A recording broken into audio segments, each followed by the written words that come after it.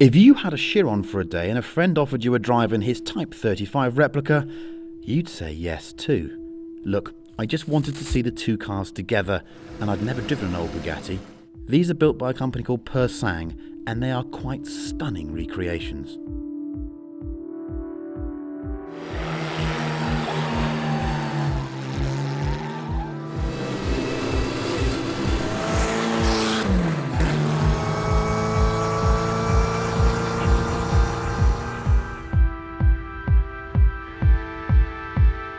That is a remarkable driving experience. I've had my first squirt, been taught how to drive it by the owner.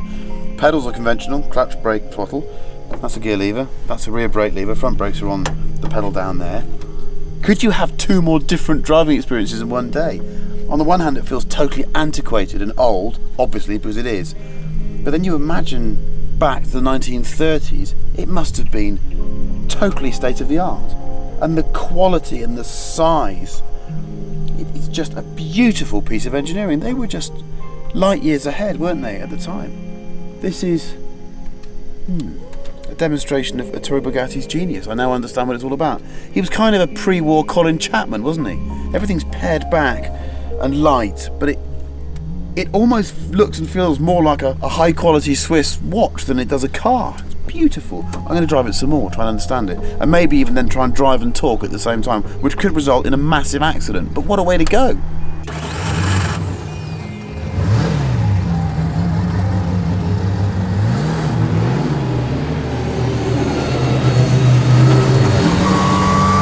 This is one of the motoring highlights of the year for me. A company called Persang makes these, for want of a better word, replica Type 35, and they are, apart from very few modifications to make them usable, absolute copies of those cars from the 1920s. The steering wheel is huge, the steering is heavy and unassisted and physical. You hold the wheel at 2/4 and you can't do it any other way, and you kind of steer from your shoulders. Remember when your art teacher said, paint from your shoulders? You steer from your shoulders. Surprising amount of grip in the engine. 2 litre straight 8. This one's supercharged. This feels quite quick today. What it must have felt like back in the day. Wow. I just look at it. Take a look now at the outside of this car. Its proportions are, to my eyes, pretty much perfect. Wow. And the noises. Pedal layout is normal, 3 pedals, accelerator, brake in the middle, clutch on the left. The clutch is heavy, but it's centrifugal, so you can pop it out like a 2CV. But everything's heavy. It's 4th gear. Oh, wow, what a thing. What a thing. You can really hustle these things. On this road, we're driving this car, and we really are bookending Bugatti, aren't we? This is where it all started, or around this time. This is where the legacy began, and then the Chiron is where it currently stands. Could it be argued that there's a slight gap in philosophy? Maybe. This car is all about lightweight.